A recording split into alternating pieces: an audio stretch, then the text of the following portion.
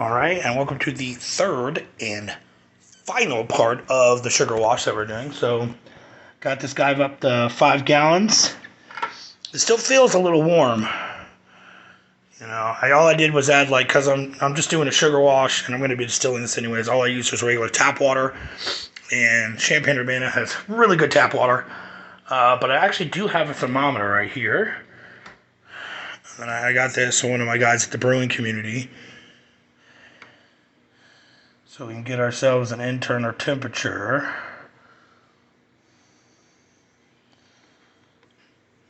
Oh yeah, it's way up there.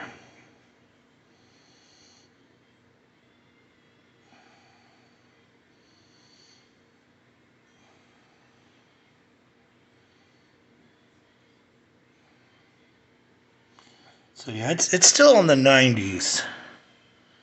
Almost at 100. I can't really tell because this thermometer is... Okay, here we go, Fahrenheit. Yeah, it's still like 100 degrees, and we don't want to nuke our yeast. But what I'm going to go ahead and do anyways is rack it over to the carvoy so you guys can see how that works. And this is, like I said, I got this from a buddy on a route one day. But you can go to, once again, Friar Tuck and get these guys there. They are expensive, though. They can range from anywhere from $80 to $40. If you get them online, they could be even more expensive. So, here's my racking cane, all sanitized and good to go. So this is the one that's automatic. You can get the one where you, like, suck from your mouth, but you don't want to do all that shit, you know. More bacteria and other nasty shit, so.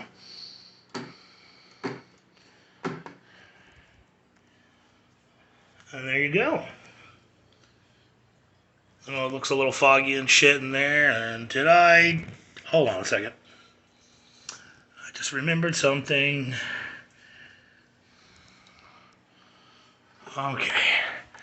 I put some stars in there and I totally forgot to rinse it out. So I'm glad I just remembered. So I'm going to dump this out real quick. See, we all make mistakes. Hold on.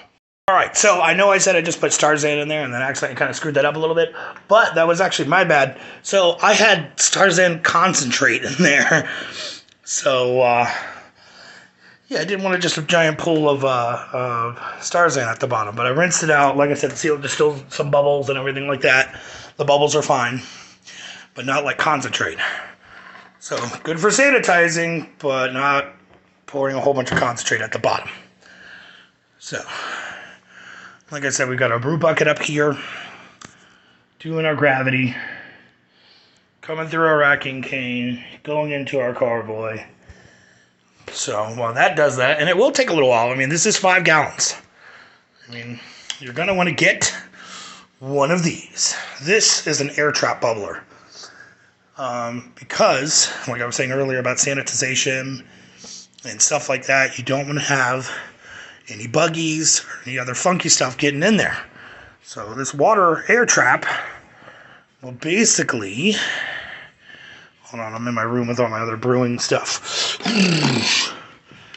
You can get one of these corks and one of these air traps like this. Guess what? Friar Tuck's. And it was like, maybe the air trap was $2 and the cork was like 45 cents. But, you know, give these guys a good rinse in. Like, I use my kitchen as my brewing area.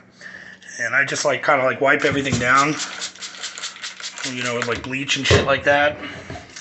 Or, like, those Clorox bleach things. And then, I just sanitize the shit out of everything. Get a spray bottle, put some Starzan in there, and just spray the hell out of everything. So, these, like I said, these water traps are super easy.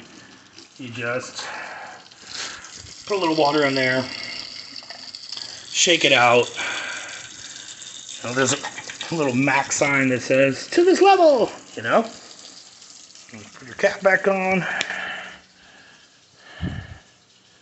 And put your cork on, and that cork will go right there.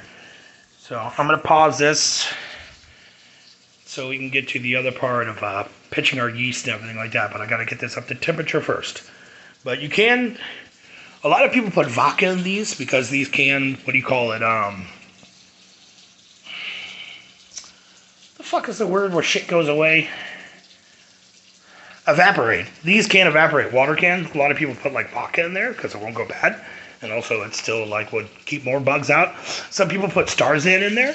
But if there's one thing I know about Starzan, unless you put like a tiny, tiny little bit in there, it will bubble up and create a bunch of bubbles. Like I said, bubbles aren't bad, but it causes it to go away faster because of the bubbles. But either way, I'm going to pause this. Hopefully this guy will cool down.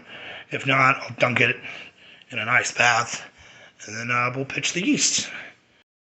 So, I totally forgot a step, but I didn't forget it, so I came back. This is called a hydrometer. It measures the amount of sugar that is inside water, and it kind of gives us like a base of, what our alcohol by volume might be.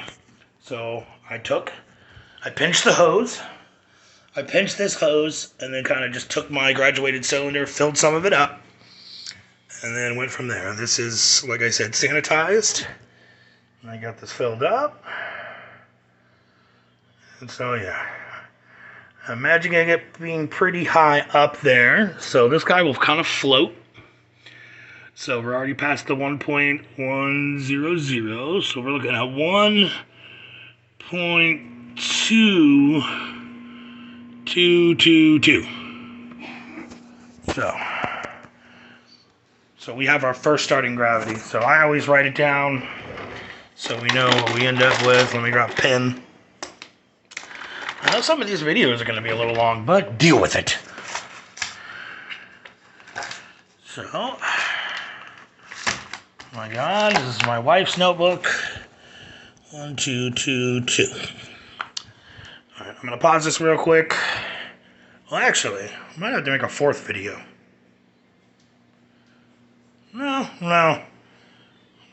Yeah, I might make a fourth video.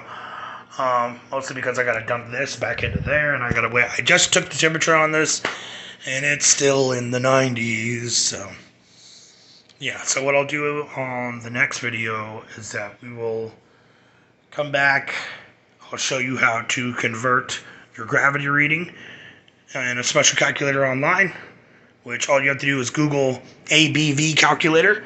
You put in your starting gravity, and then your typical like ending gravity can be 1.0010, or it could be completely dry at 1.000. That means the sugar completely consumed all, or the yeast completely consumed all the sugar. Or it can take a shit, and then you'll be stuck. But the calculator gives you a gravity, and it will say what alcohol by volume at the end. And when you know the end of yeast production is over, there's no bubbling. And we'll put an update anyway. So this stuff usually, like I said, 48 hours. But I usually let it go completely dry because, so see, we're at about the 5-gallon range here. Still a tiny little bit in the bottom. So you can just kind of curve your bucket. Give it another pump.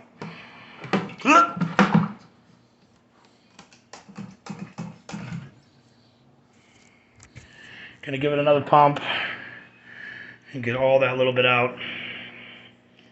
Probably should have gave this a little bit more of a headroom. Didn't realize it was gonna be this high.